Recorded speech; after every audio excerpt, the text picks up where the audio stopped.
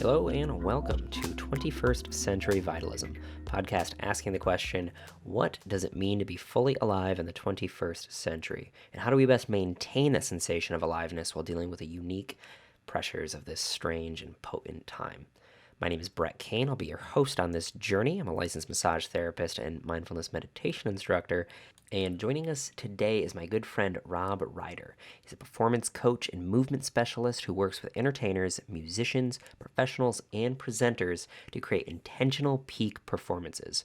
Rob's been performing and coaching for the past 40 years and has studied with some amazing people and has really created a program that has benefited a lot of people that I know personally. So in this conversation, we're going to be talking about his work that he does through Coach Presence, which is his main spearhead. And in this conversation, it's really going to be about what exactly is presence and how can you use it to really elevate your performing abilities. And, spoiler alert, we're always performing. So this conversation is really something that I think everybody will benefit from. If you have any sort of speaking engagement that you are required to do, if you have social anxiety, if you want to just meet new people, this conversation is really going to hone in on what exactly it is that captures people's attention and how to best utilize that opportunity to create a beautiful, loving exchange that benefits everybody involved. This is a really important aspect of what it means to be fully alive in this current century, now when everybody is so attention deprived. So to be able to really hone in on the art of moving the energy of people's awareness for their benefit is something that is just huge. And Rob does a really wonderful job of walking us through this and really kind of enticing to step a little bit deeper, and that's something I really want to encourage you as you listen to this. Rob has also written some books, so I really encourage you to check out one of the links on the description, the Performer's Essential Handbook. He ended up giving to me, and I'm really, really enjoying it and finding a lot of benefit, stuff that I'm going to be using in this podcast pretty much forever and all of my other social engagements. So this is some really powerful stuff. He has a really wonderful story that we get into, and then we get into a lot of his techniques. We get into a lot of the key factors of his coaching program, and I think that you're really going to get a lot. So I really suggest getting a pen and pad and just really soaking up what Rob has to offer, and this is all we have an hour and, he's trying to distill something that is, the fruit of his entire life's work. So I really encourage you to give him some of your attention, give him some of your time, and maybe work with him. I mean, he does virtual stuff as well, and he can really look into where you are at exactly and really help you figure out your performance hangups and to really, really elevate you to that next level that I know you want to be at. So that's what we're going to be doing today, y'all. I hope that this finds you well. We're in April right now, and I'm here in Michigan, and it's almost warm, but it's almost not warm. It just doesn't know what it wants to do. So it's a good time, though. We got some snow today, so I'm just gonna let that be what it is. If you want to support the show, please head on over to Apple Podcast. Leave us a review. You can like, comment, subscribe, YouTube, Instagram, Facebook. All the social media things. We're pretty much everywhere at this point. Engagement really helps us rise through the ranks. So let me know what you're thinking about the show. We also got that Patreon. So that's patreon.com/21st Century Vitalism. Helps me keep the lights on, helps me put more energy into this project. This is something I'm going to do for a really long time, but it would be nice to get some compensation. So I appreciate you so much for tuning in, doing whatever you can, showing up in whatever way serves you best.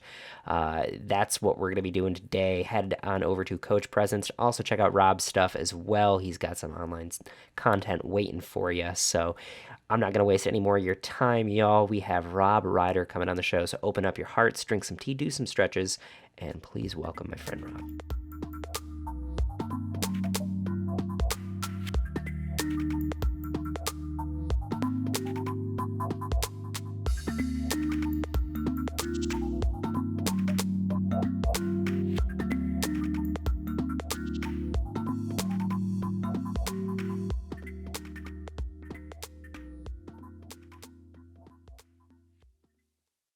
All right, Rob, we are now live.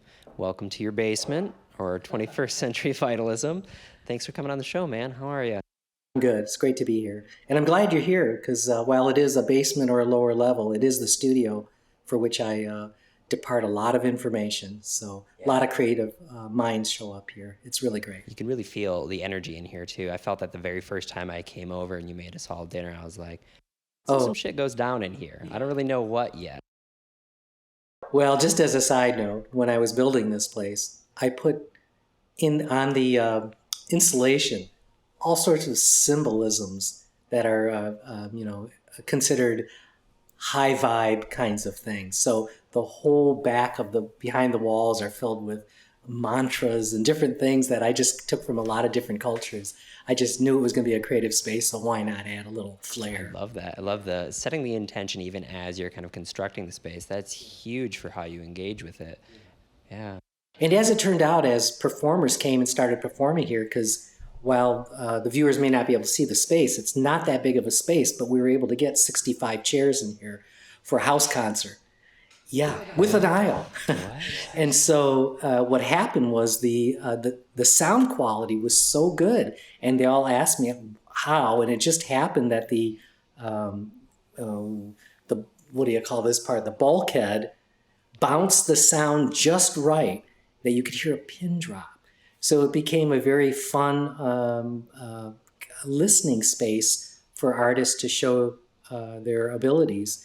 And often, what I did as I started coaching, they would pay me for the coaching, but in turn, they would get reimbursed, many of them that were able to perform here, double the money they paid in many cases. But you're right, I did cook, and I always cooked a really nice meal for everybody because I wanted them to have an experience that they would never forget, being treated so well. Because I'm on my 44th, 45th year of performing, and I've had some, uh,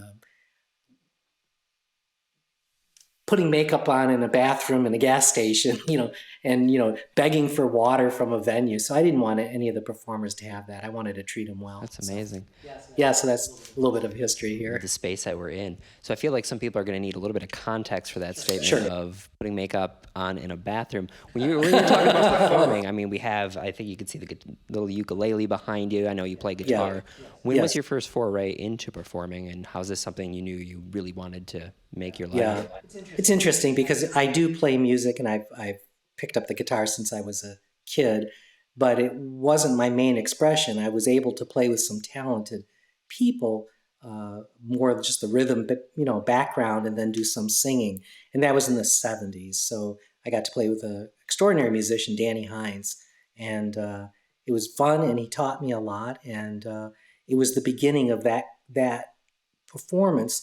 But and I did a little bit of theater in college, but it really wasn't my thing as much as trying to understand the nature of the mind. And we'll probably get there at some point.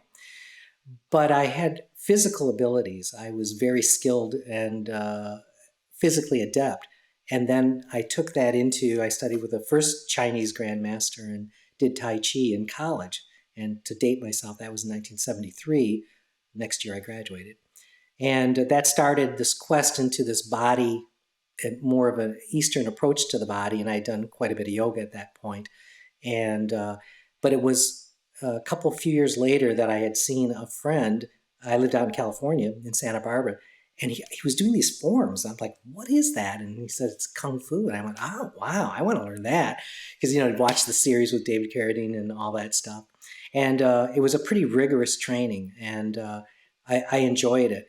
And then, meanwhile, in my travels, because I'm not the best linguist, I had learned how to juggle balloon animals, magic, and I would do that to interact with people because I couldn't speak the language, but it was always welcomed and a warm welcome. And so those were skill sets that were in the background. And when I met two mimes, and they met me, they had suggested that I start performing. And they had shown me a few moves, and so it was from that experience of these very generous people, Robert Strauss or Robert and Osha Hunt, and Osha was the one that saw me on the beach in Santa Barbara and said, what are all those skill sets? Like, who are you? And she said, can you do this? And I'm like, well, yeah. She goes, oh my goodness, you should be a mime. With all those skill sets, you could come under a variety performer as a mime. So that's really what started. I'm indebted to OSHA, and she had studied with Marcel Marceau's ex-wife, and she had skill sets, and I had none. So she showed me a few things, but she said, "You're just so playful. Just take that character out." So that is what I did, and I got hired my very first time performing. I got hired by a corporation, and then I went, "Okay, there's something to this." And then lo and behold, I called my parents up and I said, "Hey," because they thought they wanted me to do medicine and all that stuff, and I had science and psychology in the background. I said, "I'm going to be a mime," and it got quiet. I went, "Yeah, kind of like that, you know." And my mom said, "Well, I hear there's this mime troupe at Grand Valley State Colleges at the time before it became university." And Tom Lubhart, who became my first formal teacher in the school of Etienne Decroux, because he had spent many, many years in Paris with Decroux. And it was a great departure from what I was doing, street performing and shows that I was getting and things like that, to this formal kind of movement. And it turns out that Marcel Marceau also studied with Etienne Decroux. So it was hard for me because Tom was a purist, and corporeal mime, as it was called, wasn't about illusions and telling a story like pantomime does. It was more this physical body and this presence on stage, and it was more psychological and abstract, and not much would go on. And the saying is less is more. And at the time, I'm like, wow. And he didn't even want me to perform the pantomime. I went, "I got shows. I'm booked for a year. I mean, I love what I do." So it was a conflict in my mind. There was conflict there, and I had no idea how much of his lessons for 2.5 years every day would become part of my future. Here we are 45 years later, and I still teach those principles because Decroux was brilliant. So without going too much into that, that was the humblest beginnings of an adventure, and from there the road became very interesting for me. I really have heard none of that. We've been going to the gym together for like 6 months, and I knew that the mime life was a part of your history. And it's interesting for me, from someone in my generation, because we really don't have a lot of. I don't know a single other mime. Right, or one that'll talk to you. That's probably it too. Is this something that you've kind of noticed has kind of fallen away a little bit, or is there still kind of a strong mime community? Or Yeah, that's interesting. I've never been part of the mime community. I've always, I mean, I would meet somebody that was a performer because I did study with Marcel Marceau, and you meet mimes from all over. He came to Michigan, and I did a summer intensive with him, and it was beautiful, and he really appreciated me. And at the time, he asked me to come to Paris to his school, and I reminded him that I was 29, and his cutoff age was 24. He goes, "Oh, Bill, you look good." But I was already booked out, and I had a family going, and I loved my life here. So I actually declined to go to France. And you always wonder about those things when you decline things. I had agents in New York that wanted me. They said they could book me 3 times a day, bar mitzvahs and weddings, something like that. I also declined that because I'm just not a big city guy. And I thought 3 shows a day would be the death of me. And so I chose to stay with my, family and create a family and a life here, and then travel out and do shows. And that's just how that happened. And I also studied with Tony Montanaro. And so those are some of the more formal trainings. Simultaneously, my true interest was in the understanding the nature of consciousness itself. And I'd started very early on. Bertrand Russell was a book my uncle had given me, and it was beyond my even ability to understand it. But it started it, and then he gave me this book by Krishnamurti, and it was called Freedom from the Known. And I read it. I could theoretically understand it, but it was beyond my reach of imbibing it.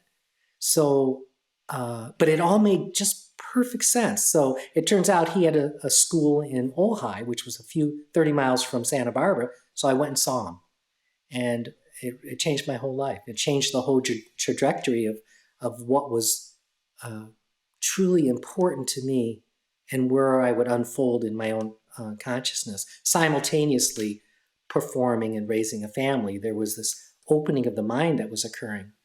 So one of the first things that I remember him saying is, don't make a psychological problem out of a problem. So that's been a hallmark as best I can, is when I find my mind gets too chattery, I'm like, no. Don't, just deal with the problem or the issue or the situation. And so that was very helpful for staying on point, doing what I had to do. And there was one more thing that I thought was interesting, and it came out of, this is 8th grade. I mean, I can't believe I did this, but I was reading Napoleon Hill's Think and Grow Rich, and it was 8th grade. And I don't remember much about it, nor, it's kind of funny, I can't find the quote. You know, I've been like thumbing through it, and I'm like, I can't find this quote. But somehow in my mind, I got it from this book, and it was the difference between someone who does something and someone who doesn't is just that. Between the two, there are the principles that I follow every day, and I don't let my mind get too busy up or too interruptive, if that's a word, to stop me from achieving something. If I say I'm going to go do that, I generally can have chatter, like as simple as even making a bed. Well, I'm going to do it later. Nope. Difference between someone who does something and someone who doesn't, it's just that. So I happen to get things done. And I remember my kids affectionately called me the get her done daddy. So those were the humble beginnings until I spent more time in more with the Indian culture in terms of the guru of India, that was considered the highest of the gurus, their ability to transfer energy and create a response within my own physiology, which was quite expansive. And that, and studying with Master Li, my Kung Fu teacher and Grandmaster of the world. So, and I became his teacher and dedicated and worked hard to do all that. And between the two paths, something really magically happened. And I was able to experience a different viewpoint in living. And it's that viewpoint that I express. And then sometime later, I know this is kind of new to you, you don't know this, but I spent some time with other Indian masters. And what happened was I climbed a mountain in California, and I was under stress at the time, psychological, trying to figure out, do I stay married? Do I go? Just things like that, and the family life and all that stuff was interesting to me. And my mind had an explosive moment where it let everything go. And it was not of my accord. I was practicing meditation and different things. And for some reason, something happened and it expanded my consciousness. I lost all fear and had abilities and a way to synthesize life that I didn't ever have before that happened. And it was that experience that I wrote about in my first book. It's called Life is Not What You Think. Yeah, Life is Not What You Think. Permission to Go Out of Your Mind. Because I realized between what I had been doing and what was happening for me personally, that thinking is a way to live in life, but it wasn't a direct experience of living.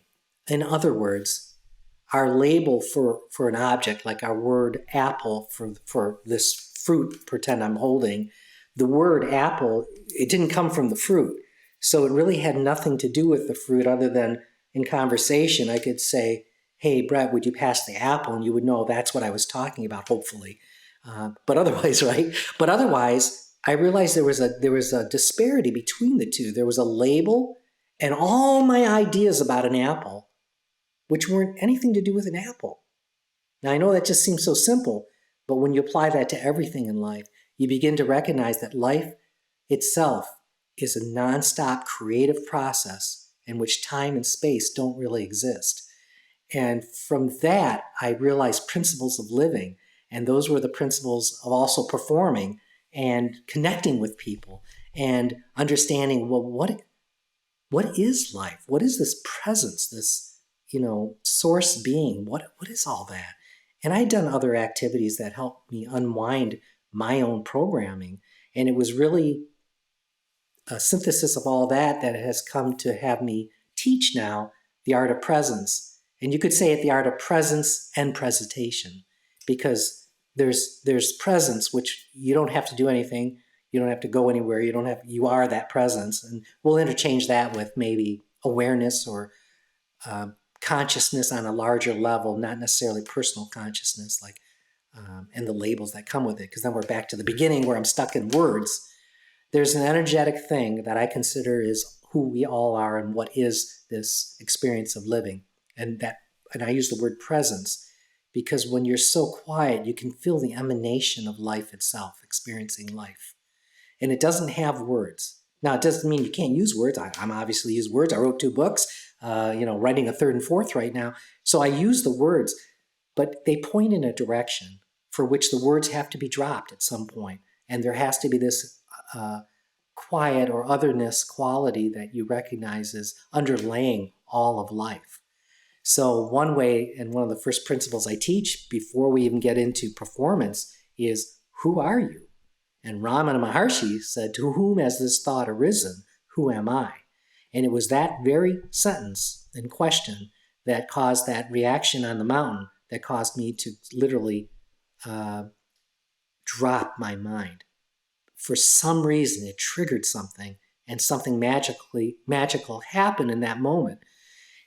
And when you sense this, or there's a sensibility about it, there's the you, who we all are the same, and even the bad people in the world, they still are born of that sourceness, and that presence is still there. And then there's behavior, and that's where we get in trouble. That's where people that are, can be murderous and scoundrels and awful, as well as being, other people can be loving and gracious and generous. Those are behaviors. So when you begin to look at it closer, to me, it's good to know the difference. It's good to know that I am, which is that source energy, just meaning I am, you could say I am alive. And then I am a brother, I am a father, I am an actor, I am a podcast attendee, I am an author, I am a cleaner, I am a laundry guy, and all those things afterwards are behaviors or sociological phenomena, meaning I am a brother or a father. You could call that a sociological relationship. So putting it together was an interesting experience that, again, going all the way back, that I believe Etienne de Creux figured out there's this presence, and that you can express that presence no matter what you're doing, and meaning less mini mind that's trying to control outcomes and fear-based, and more this love of experience. And there's techniques and all that for performing. But I realized that they weren't too far apart, and that less is more, and that more is not more, and we get in our ways. So that's what started that process. And I've been teaching for many years, since I began early 80s, of teaching mime classes at the time. And now it's a performance class, because I never really created a mime. I don't know if anybody would want to be a mime. It's not, you go up there with some makeup and a costume and you don't talk for 45 minutes or an hour. I'm not sure anybody wants to do that. We're so used to being in our verbalness. But for some reason, when I perform, I begin to put the makeup on, which I now share at the beginning of my show. I literally could put it on in a few moments, and I can feel this quality where I shift from the speaking Reider to this awareness of all that's going on in the room. And it shifts into this presence. And then there's shtick, and there's skills and things like that. But something qualitatively does come through. And I find, and I've heard, I'm not saying that, I'm not testifying by my own words, but by other words, that people have often said they feel shifted into this moment, this now moment. Now, I have to say this, we're always in a now moment. You can't get out of it. Try it. You can't get out of it. You can't get more spiritual. You can behave a certain way, as people do, as a behavior, but it doesn't make you more spiritual. It's just a behavior. And I'm not saying good, bad, right, or wrong with any of this. I'm just saying that something happens, and I think that what happens is that focus of attention becomes in a more feeling way than in a thinking way. And moving from thinking to feeling is not in a conditional feeling way where I feel good, I feel bad, but just this felt sense of living. And I think that the show might bring people, because there's no words, so they have to focus in a different way. They're looking at me. And that's one of the principles that actually I teach other performers, musicians like myself, and other people that are on stage.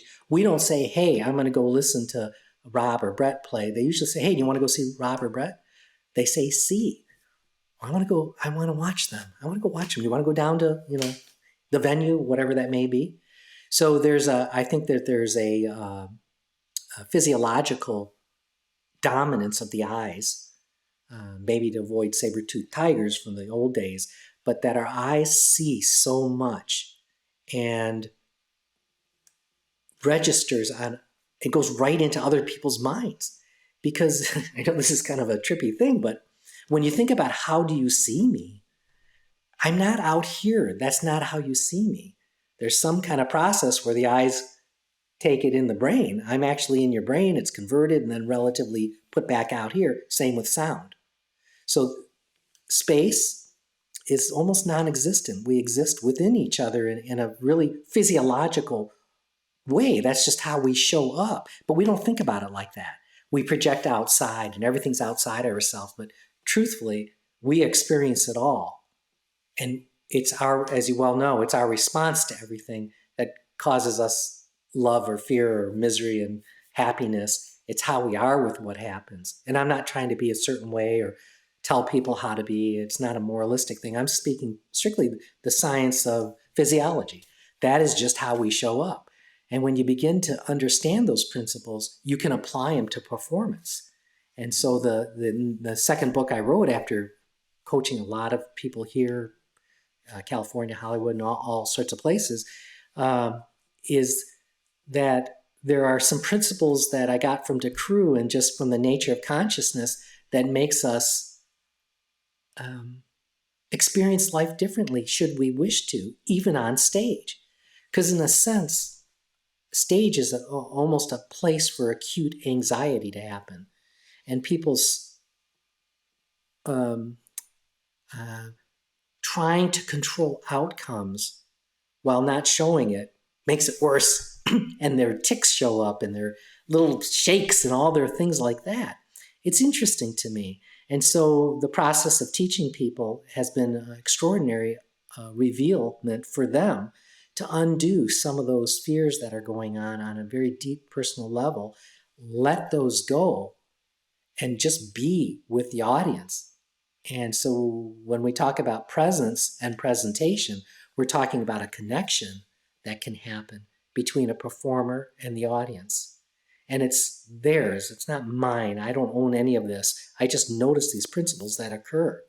And as people drop the psychological things that are going on, they just become more real. And so there's some principles that I like from DeCrew. One is less is more. Well, too much psychological ticking, and pretty soon you're like, what's wrong with them? And what are they doing up there? And all that stuff. So I've sort of put together two different worlds of this unfoldment and understanding to wherever I'm at with it, the nature of consciousness and the art of presentation. Because when are we not presenting? They say all the world is a theater. I mean, it's true. We're all acting in a certain way. And I'm not making it wrong or bad because we're going to have to interface somehow. But a lot of times, nonverbal communication tells me a lot. And it may be underrated, but we do take in information a lot of different ways.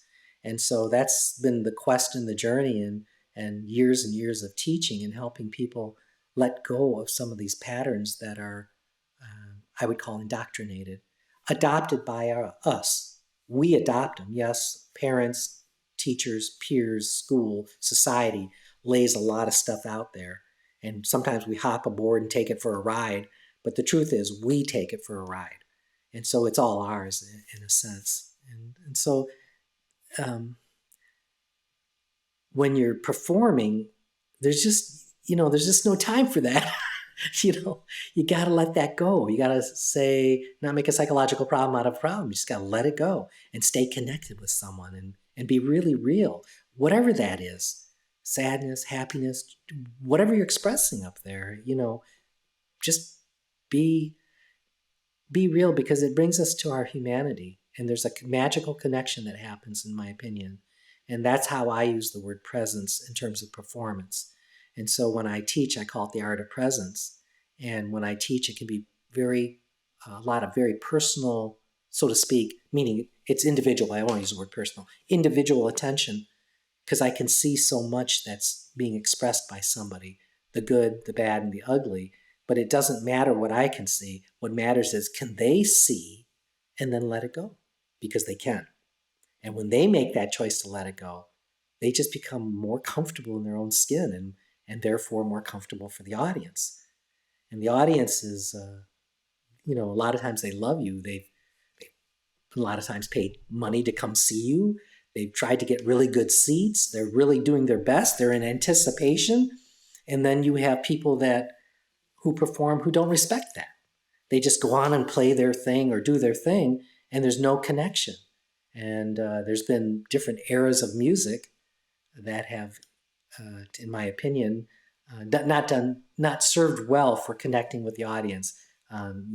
Maybe I don't want to say any one, potentially a grunge area. Okay, Nirvana. Yeah, well, I don't want to say any band, but I just say that era where people were looking down and doing the music, because a lot of times I feel that we work on our craft so much that we become absorbed in that craft, and then you go on stage and there's no connection. Now, it doesn't mean the skill set isn't there and that people don't appreciate it. They do. But what happens is, if you can have that skill set and the connection, it's a magical occurrence for performers. And, just people naturally leap to their feet with a standing ovation because they don't want it to end. It's not that it's cheap and, I got to stand, and, they're standing. Okay, I guess I got to stand too. It's not like that. It's more of a genuine, wow, don't end this now. You got me. And I want to see more of you. Well, I'll buy some more of your merchandise and things like that.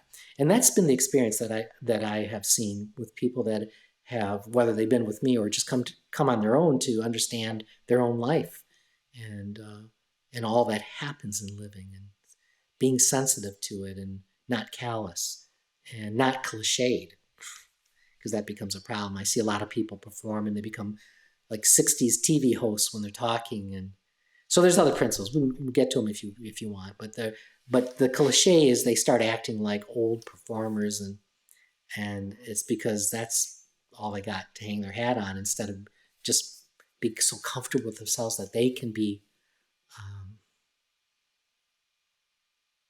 in love, expressing their own love of whatever they have to say and sing or do as a performer.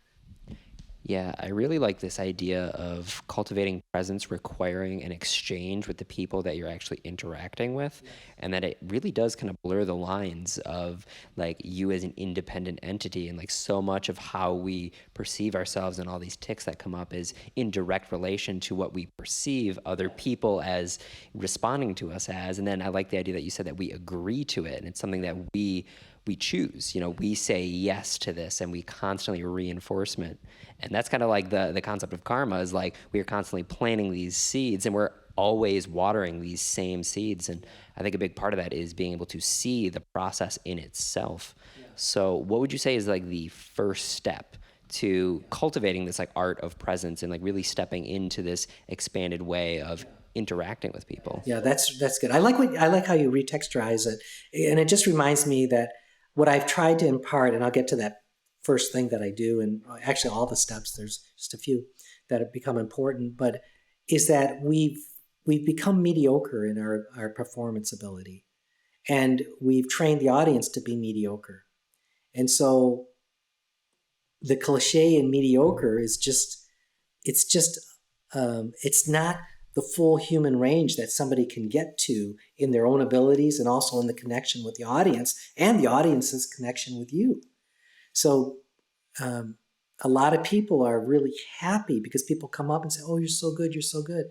They are so good. I only work with people that are so good, but there's what I call peak performance, or there's a deeper connection, and it becomes something else. you know, and so that's for everybody to decide whether they want to be more or less connected with the audience and their own abilities, you know, that's up to them. So the first thing is to really understand there's a you, and then there's, which is what we talked about a little bit ago, the presence or the source of life itself. And then the next thing is to understand there's a behavior. So when it comes to behavior, because that's all you can do, presence you don't have to work on. It's already there.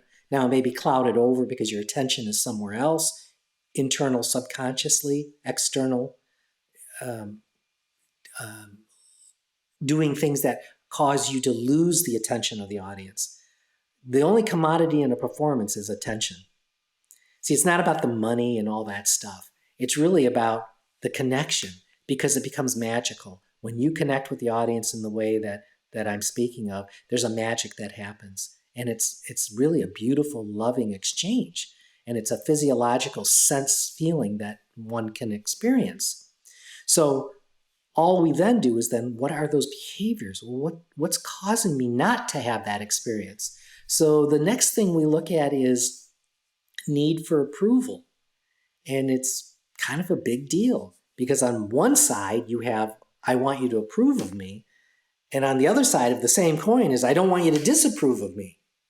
And those are working, man, at lightning speed, because we were trained. We were trained that if we were good boys or good girls or good students, or we would get approval. And instead of being this whole being that we are, and no approval necessary, and there's things learned and things unlearned, and changing ideas and beliefs can just happen as quickly as one adopts one. So to me, that need for approval needs to be looked at, because that need for approval creates that acute social anxiety on stage. But as one of the projects I'm working on is a presentation for anxiety, but also a workbook for how to undo that anxiety. And you'll notice that anxiety is usually about a future event or a past event, something bugging me in the past, or something's good. I don't want to go talk to that person, that kind of thing. So those things have to be looked at. Well, what's the root cause of that need for approval? Well, I don't know, because it happens pretty early on. You come in just as a beautiful being, and pretty soon, don't do this and don't do that, and yikes. And what does that mean? The people that I love or are supposed to love me can do some damage. And, trauma is real, and, things like that. So there becomes in a sense, a disconnect from living, and more, I've got to protect myself in living. And, I had it, other people have had that kind of harshness that a young being doesn't really, doesn't need. They need love, and understanding and sensitivity. But be that as it may, that is the beginning of that approval. And you'll notice that you'll do it all day long. That need for approval, like when somebody says, "How are you?" and you say, "Good." Well, socially, it's probably the right thing to do, rather than, my stomach's kind of bugging me. But on the other hand, it trains us to not tell the truth about who we are, because we want them to think I'm not weak, or that I'm strong, or whatever we're protecting ourselves from. And those things will show up on stage. But believe me, the work that I consider that I do with people isn't just about stage. It's about living. And the more you let go of some of those concepts, the more connected and more real and more direct you can be, without worrying about controlling the outcome. Because guess what? You can anyways. It's an illusion that I think that you are going to act a certain way if I act this way. And we know the cruelty in the world is certainly, that's even going on now. I didn't see that one coming. That's pretty vicious behind this pandemic. And I don't approve of that kind of thing. So, Yeah, I was just going to say that not only are we looking for approval and trying to fear the rejection of other people, we're also doing it with ourselves constantly. We're constantly disapproving of who we are and kind of lambasting ourselves. And we are our harshest critics, as I'm sure, is something that you talk about often. Absolutely. And that's the thing. And I'm glad you said that, because that's the other element of being on stage. And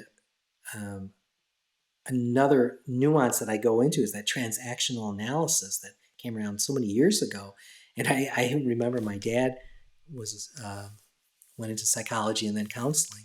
And he came home one day saying, "I'm okay, you're okay." And I'm like, well, I don't know what the hell you're talking about, Dad. I'm like, I'm not sure where this is going. And so, he did his thing and I was, doing my thing. And so it was years later that I've included in my books. And that is that you have a critical parent and you have an emotional child. And we are often in that reaction in the world. And so critical parent certainly is I don't want you to disapprove of me. Well, that's what a critical parent does. I know. I had them. I had two of them, right?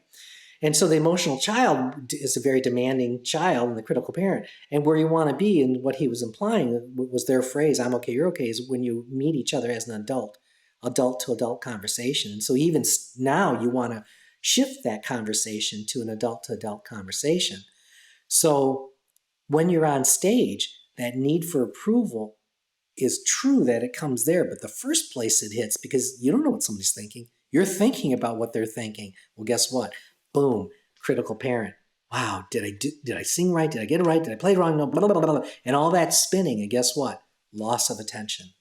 And so what happens in the ongoing classes that people come after they've had coaching with me is that they watch other performers and they go, wow, you lost it right there, didn't you? And they go, yes, I can't believe you could do that. I was just thinking for a minute what I was going to do for dinner, just for a second. It was just a brief thought, but the audience could feel it right away. And so there is that internal judger, monitor that is tough critic, it's on the inside. And yeah, that's very perceptive. Those are the things that one has to discount quickly because you can't stop some thoughts. They're just going to come. I'm not trying to control the mind, but like in the terms of mindfulness or some of the other practices, they are existing simultaneously, and whatever value I give them is my problem. So they can come and they can go, and I can still stay connected. And so the art of presence is also the art of manipulating our own mind or letting go of some of the ideas that are coming in that mind. So that is the next part that we explore. And then the next part we explore is, so then, okay, who am I on stage? Who am I trying to be? And you have people that, adopt identities and cliched moments. They want to play a 70s rocker 50 years later. I'm like, all right, some kind of veil versus just being themselves with their own human qualities and their own individuality and their own selfness. But instead, because of school, church, peers, parents, all the ways that we have been indoctrinated, we've adopted our own, those come on stage as well as the stage of life. So, when you're aware of it, once again, you have to let that go quickly and be there for what it is you're intending to do. I just don't got time to start figuring out my psychological, financial, and all the other love worlds up on stage. That's for when I'm off stage. When I'm on stage, there's a purpose I'm there. I'm either conveying something or doing something, and that is my connection to the audience. And the direction here and my direction with them is where the magic lies, because we're sharing that experience together. So who am I? If I'm thinking, I've broke that connection. So then I look at, well, what is my role? And I call that the action. So what is the action that's required? Not how do I think about the action? Because there's so much of that psychological and emotional stuff that comes in. So can I just be with my action? And if you understand martial arts, I never understood this till I understood it. There is the action and there's thinking about the action. And I remember my teacher, Master Lee, would say, too slow thinking, be the action. And so there's a crossover, even the martial arts has shared itself and shown me the ways. So then we drift into, in terms of the coaching and the performance skill set, is we better understand attention. We need to know what this commodity is. Where is my attention at any given moment? And where is the attention of the audience? Because I can go like this, and the whole audience will turn around the back of the room, right? So they're keen on, they got me. So we want to respect that attention and capture it and not do all the things that we do to repel attention because we have our own insecurities. And I'm not saying you have to drop all your insecurities, but just don't go there now. Your job is to express that musical quality or any kind of performance or, I've coached a lot of people in life, political people, lawyers, anybody that gets in front of anybody to create this message directly to that person. Because what good is it if you don't get my message or I don't get your message? What good are we? Not much good at all. And then you get back to that mediocre experience, which isn't inspiring to me. So what would you say for the people? There's a strong behavior these days with kind of hiding in your phone. That's like the ultimate like repelling of attention, right? It's saying like, I don't really want to show up to this. And that is, frighteningly, it's a very common thing these days, and it's in every public location. I don't have much to say because it is a sociological phenomena. I don't want to judge being on a phone or not on the phone because sometimes I'm on the phone and it's interesting. I try to glean something from it. I don't know how to directly speak to that phenomena, but if I'm going to be with you, I can't be on my phone. If I'm going to be with you, I can't be in a thought in my head. I have to be right here, like a laser. Krishnamurti had said once, you need to watch your mind as if there's a cobra in the room with you. It's that dangerous because the mind is very momentous and it'll create, a mountain out of a molehill. It'll do whatever it's programmed to do. So it requires a lot of sensitivity and a lot of direction. So if being on the phone is an escape, I'm not going to judge that. I'm just saying, okay, is that, your life's going by anyway. If that's cool with you, it's cool with me. I don't think people really get the impact of that. But this day and age, and especially through the pandemic, a lot of times it's people's social connection, and it's become much more these last couple of years. Even for myself, it's become much more.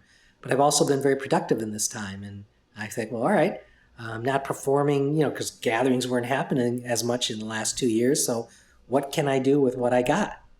And the quote, I quoted my mom somewhere in that first book. She said, it's not what you got, it's what you do with what you got. And that's really the magic for all of us. We all are just incredible beings, even if it doesn't feel like that a lot because of past trauma or past experiences. But that is the truth. And it's a great privilege to be alive. And even if it doesn't feel miraculous, it is. Just the whole living experiences. It's been, in my opinion, dummied down by societal things that we have, like, the food industry has caused people to not have healthy bodies. When I think about, 50 years ago and things like that, people weren't as obese as they are now. And I'm not judging a person or anything like that, just saying it the way it is. When you went to the beach, it just didn't look like it does now. And the food industry is, not looking out for necessarily your health. So that's still your responsibility. You have to decide about that. So even in the coaching of the performers, I try to help them see the value of taking care of yourself so you can have longevity and an ability to move even at an older age, and it requires effort, but then so does cancer. So you get to make a decision about it, when you want to effort. People say, oh, you cook your food. And I go, yeah, I like my food and I cook my food. And it's not that I don't go out to eat. I tend to not eat what I would consider junk food, but I'll call it this, engineered food, because I really think they do a good job of trapping you in that engineered food. It tastes good, even to me, but it doesn't have a long shelf life in you. It may last for a long time on the shelves, but in you, it's going to create some other culture because that food becomes the blood eventually, and you are that blood quality, and so much of the cancers and things that we see are because of that. So I try to help people rest well, eat well, exercise well, integrate their mind, and do what they love to do. That's the basis of the next book. One of the books that I'm writing is called Never Age a Day. And that is so that people can make better choices about how it is they are so that they can feel better and more aware about presenting. Because when you're not, you default to your past patterns. And that is just a problem. You're no longer source awareness with people. You're no longer creatively living in this now moment, so to speak, aware of it, you're just lost in a pattern of, whatever it may be. And there's some trippy patterns out there, not for me to judge, but it hasn't ever helped me. So drinking and just different things are I'm not I'm not speaking moralistically. I'm just physiologically speaking.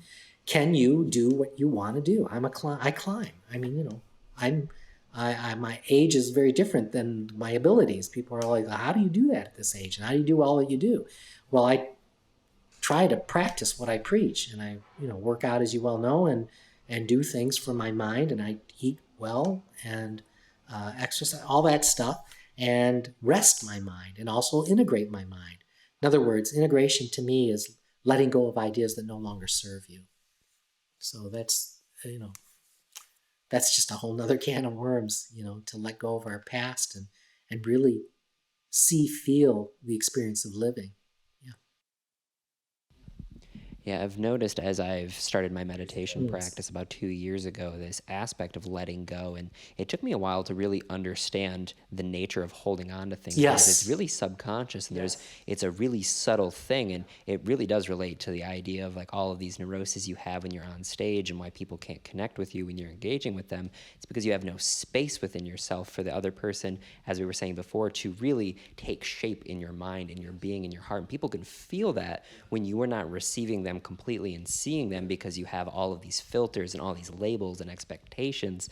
So really like training that awareness to be able to recognize how much weight you're carrying with you in any one given situation. And I notice a lot of people have a lot of weightiness and a lot of expectation and label around being healthy. I have a lot of people in my family who are like, oh, you're the healthy one. And mind you, I'm not really even like, I'm just starting on this, but they have this kind of initial resistance to it because they have gotten some downloads somewhere that being healthy is this really egocentric, self-absorbed kind of thing, and it inherently means that you are just really narcissistic. But like the way that I look at it isn't a moralistic thing. It, like you were saying, it's a physiological thing. It's a matter of wholesomeness. Like, are your actions creating wholesome? Do you feel integrated with your life? Do you feel engaged with what you're doing? And cultivating the right behaviors which promote wholesomeness, not from like a moralistic critical parent way, but one in which you feel connected. It's a very palpable, you're on the edge of what your life is and who you are. And when you get into that rhythm, when you get into that flow, which I know it's just very obvious. Well, those are all really good points. I really appreciate you saying that. It's very challenging as living in this day and age and the way things are presented in terms of the food and television, the commercials and all that stuff. Stuff looks good. To the point about narcissism, there is a certain amount of that because you are, if I understand it, you are taking care of yourself so that you're self-absorbed. But having recently had my brother just passed of cancer, and my other sister was in the hospital for 6 weeks, and she was morbidly obese, still is, and the condition that was brought on was because of not taking care of herself. So now all of us are going in and helping and blah, blah, blah. So isn't that a form of narcissism when you don't take care of yourself and all of a sudden you have to have people come in and take care of you? So, I get that, and I'm not trying to judge this or that. Everybody obviously will do what they will. When someone becomes aware and sensitive, their life changes and something magical happens. They begin to fall in love with living, in a sense. And everybody looks kind of beautiful no matter what their size, shape are. So it's interesting to me. So, yeah. Yeah, I really like the Timothy Leary quote, in order to do good, you have to feel good. Like it's really, I know it's kind of like a Hallmark kind of thing to say, but in order to love somebody else, you really do have to love yourself. And how else do you love yourself? It's not, this is kind of like a big thing a lot of people are talking about, like self-care, self-love. But like, what does it actually look like but to show up for yourself every single day? Yeah, it's and hard. Do the hard thing. things. As you know, our workout, it's pretty hard. It's an intensive workout that we do. But the hardest part of it is when I come home and I have another 160 some hours of like, okay, how am I going to eat? because it's so hard because stuff looks good. I don't care if it's engineered or not. Man, junk food always looks good to me. So, it does take a certain amount of discipline, and sometimes I have it and sometimes I don't. But I just sort of love it as I'm doing it, and do reasonably well with it. And to me, my form of expression in terms of my livingness is to help other people. I like to be physiologically alive enough and strong enough to be able to still do that on a daily basis. And whether it's teaching or just, I mean, I think small things are good, what we do for people. To me, those are the little heroes in the world, the people that do the simple things, open doors, smile at someone, and just have compassion for someone's experience, because a lot of times people don't know better. This is all they do know. And it's, even though they're responsible for their own thoughts, they don't know that necessarily. That indoctrinated viewpoint is very tough. It's a self-hypnosis that's going on, and it's very hard to break. That's why, there's so many quotes that to wake up or to become aware is like threading the eye of a needle. Very few pass through that because it just takes so much to actually become aware that there might be a problem. David Goggins, I think You Can't Hurt Me. He's got a really interesting story. He was a 300-pound guy, and his dad beat him and his mom, and he said, it was inspiring to me, but he said, I was better than my mediocre friends, but not much, which made me just mediocre, just not as mediocre. And he decided to change and make a change, and he became a ranger and all that stuff. And there's New York bestseller, and he's quite a monster. And he lost a couple 100 pounds or whatever he lost, 150 pounds, and just it was inspiring to me because I have always been work out more than somebody else in my family, but I don't know if I ever hit my top. So these last couple of years, working with Tom Trainer, I have really pushed to see, well, what can I do with this physicality, and what is it going to require, in terms of eating to have the right kind of muscle, and that's required, because as you get older, you just need that stuff, and to do the kind of activities I still want to do, as I mentioned, climbing and all those other activities, and let alone my show. It's a physical experience as a mime, so. It's a lot of discipline. It's a lot of self-awareness, and I'm not going to say it's easy, because it's not easy for me. Thank God I got those principles. The difference between someone who does someone who doesn't is just that. I recognize, like, okay, if you don't want to eat that, then you just can't eat it. I don't care what the heck my mind is saying. Just don't do it. And sometimes I win and sometimes I don't. And don't make a psychological problem out of a problem. So, all right, maybe I do, maybe I don't. But I'm aware of it more often than not. And for those reasons that I've been able to share the experience of performing with people and help them find a way that may be a little bit different, a little more accepting for them and themselves, a little more loving, a little more caring, and show up in the world to help people, because artists and creative people, they have their place in the world. And our society, meaning the American society, isn't always that generous with artists, and they're a little more favored towards the corporate, corporations get the tax breaks and all that stuff. But we have a purpose, and that purpose is to help people experience themselves in a more textured way, like a tapestry, because we have all these aspects of ourselves. But society kind of has a way of crunching it down. You go to school and you get this and you become this. And some of those constructs don't work for all people at all times, like anything. They don't work for all people at all times. So how can we be sensitive to this one who needs maybe a different path, or its propensity is towards something else, but we don't recognize it because we have standardized education. And I don't mean to judge, it is just what it is. But the problems we have are because we create problems. It's not because it's just all of a sudden there's a problem. There's a problem in the making. Shooters and different things that are occurring is a misunderstanding with themselves. They don't understand who they are and this gift of living. And it's become so narrow that it's become a greedy adventure. On the macro scale, you have the Putins that, are greedy because it wants something, like it can control an outcome. It can't. So to me, it's a very interesting experience in living, and I don't have any answers, but the process is worth looking at, and looking at what is the motivation behind X, Y, or Z. What did it want? What is it trying to get? What is that conversation? Because when you really break it down, this is kind of hard to get. The voice in your head is indoctrinated viewpoints. It's never what is, because it doesn't know the moment. It only knows what it was programmed to know. It doesn't know the future, so it projects. And out of projection, you can have fear, or you can have love, but it projects just the same, and then it reacts to its own projection. So where is the sense in that? We have to step back as a humanity and look at who are we, and what is this experience of living? Because Krishnamurti would say that the mind is so momentous. You get on an idea, or a group, and they got a bunch of ideas for you. You start following those ideas, and they all make sense.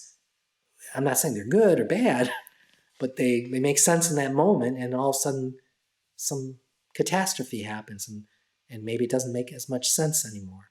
Things like that. So we have to slow that down, and I think that's the value when you teach meditation, is not to judge those thoughts, but just slow down and recognize there are thoughts going on. And maybe you want, what's the source of that thought? Oh, maybe my dad, my mom, or my teacher, or somebody was unkind to me, or something like that.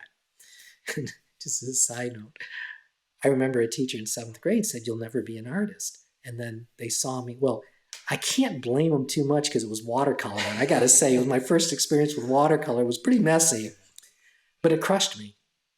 And that same person saw me perform at the College of Arts here in town, and came up, did not knowing who I was, and said, "Wow, you are quite the artist." And I was quick to, because I know them. You don't forget that face. And I was quick to let him know, "Well, that's funny because you had told me in 7th grade I'll never be an artist." And she owned up to it, apologized, and said it was a horrible thing to do, and say, and I'm so sorry. I was out of line. So I just think there's just so many of those little things that, because we're insecure in the world.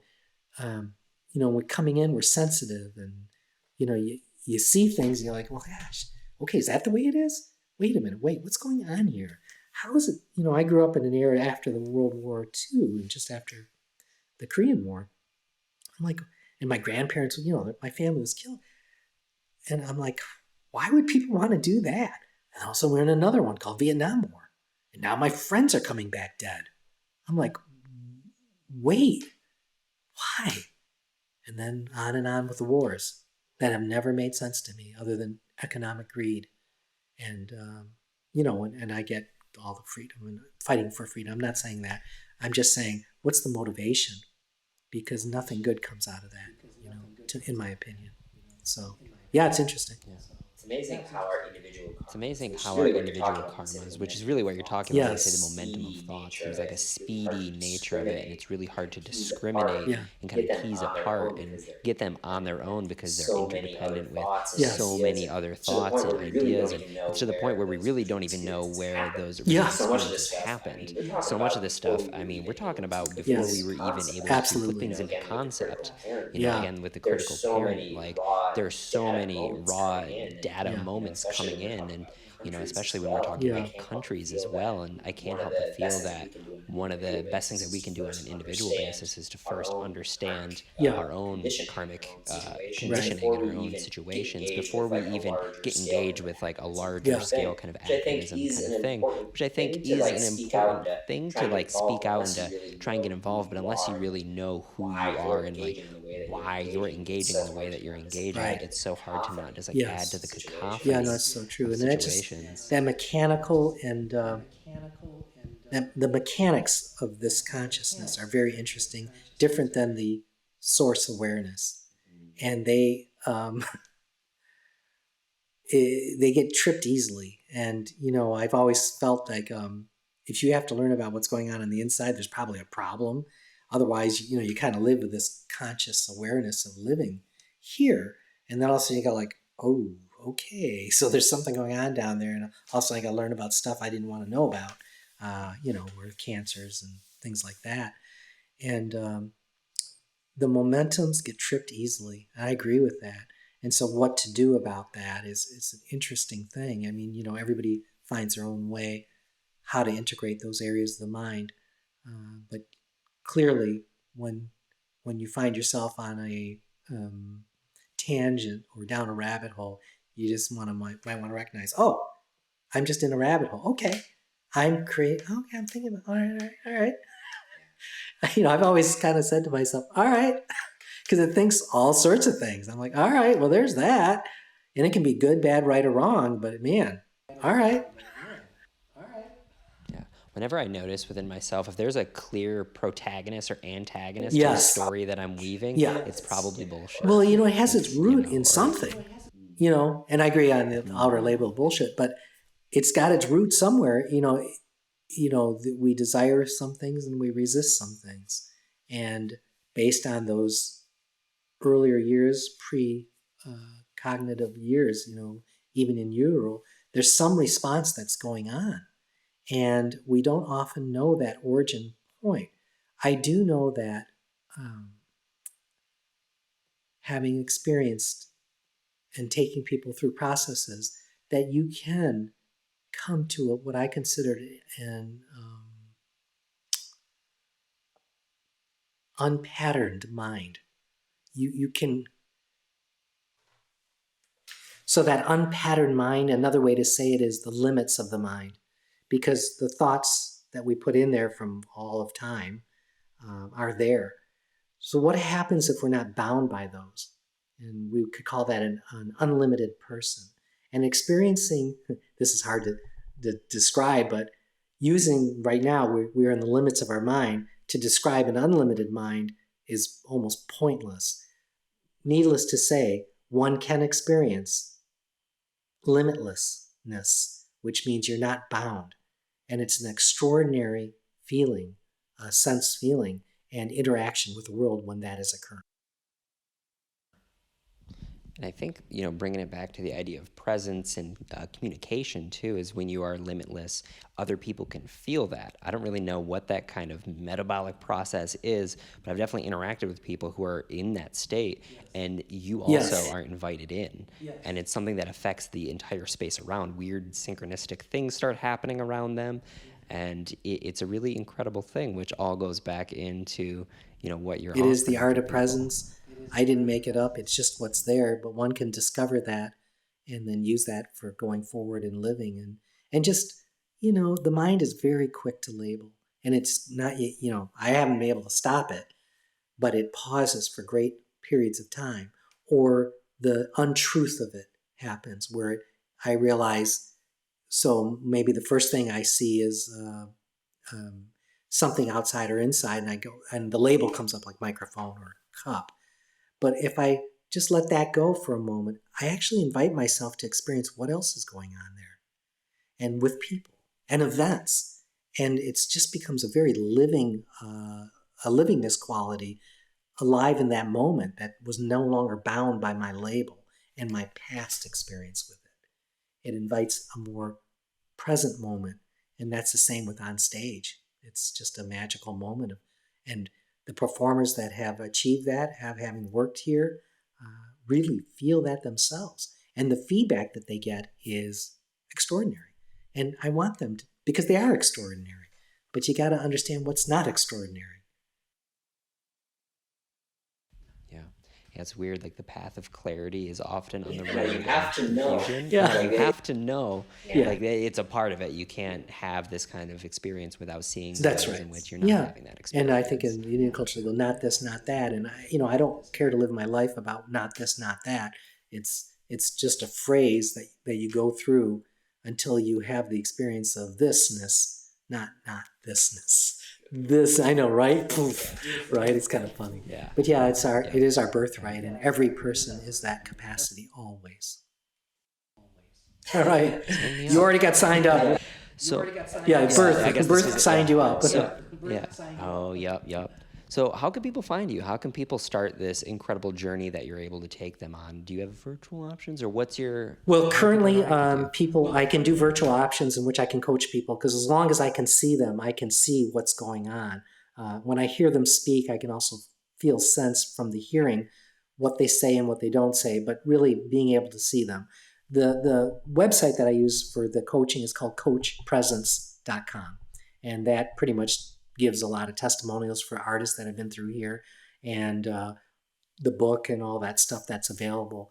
And I do workshops, and I can go out. I like going out. I mean, it's fun, and it becomes, it's not just psychological, and I just want to touch on that. That is the point of just getting awareness about oneself. The next part of the coaching comes to the physicality, because people, once again, do too much with their body. So I teach the principles of the crew and other aspects of understanding how the body shows up on stage. And I coach people on how to stand, how to look, how to walk. They don't have to copy me or imitate me, but they begin to see the power of a glance, the power of standing still, the power of moving. They begin to sense that and really feel that. And the next part of coaching, which I think is ever so important also, is what do you say to the audience? How do you say what you say to the audience? So I also coach on how to speak, and there's some principles there that I think are very useful. Just silly things that people do that don't understand the nature of the exchange between an audience and a person on stage. Sometimes they drop off with their voice because it's about the 4,000th time that they've introduced a song or their own name, and they drop off like this, And so the audience is like, wait, what? And now you just broke that attention, because they're probably going to ask, what did he say or what did she say? And all of a sudden you broke the attention. So you don't want to be responsible for that. So to me, it's a full understanding of what is attention, how am I repelling or attracting attention, and both physical and in the audio world that we are in. Yep. I love it. Yeah, thanks. I love it. Yeah, thanks. Yeah, this book that's Yeah. staring me right here at the table. Well, it's a gift for you. So the Performer's Essential Handbook. And then the next project, as I mentioned, I'm working on social anxiety, because on stage it's acute, but in the world we've developed such anxiety about living. So I'm taking a lot of these principles and putting them into a module, which will be an audio-visual experience, virtual to see, and also a workbook. And then, as I mentioned before, the other one will be Never Age a Day. And these are just the principles I work by, and there's many others, but these are the ones that I find are effective and essential. Well, thank you so much, Rob. This has been an absolute treat getting this all together. It's been the books for a while, so this fits I right in appreciate with the you wheelhouse. too. Thanks so much for having me. Thanks. Yep.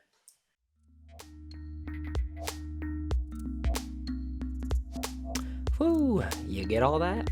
That was the episode, friends. Thank you so much for joining us all the way through till the end. One more time for Rob Reider. That is coachpresence.com. If you want to get in contact with him, I really encourage it. If you're a musician or you have to do anything that requires a stage and a microphone, I think you would benefit from it. So yeah, thank you again so much for joining us. We also got that Patreon, patreon.com/21st Century Vitalism. If you ever learned anything, consider throwing us some ducats. That definitely helps. Put the smile on my face, which helps me put a smile on your face, and everybody's smiling. That's how you end world poverty, right? Give money to me. I don't know what to tell you. All right, friends, thank you so much. We will see you in another 2 weeks with a bang-up episode.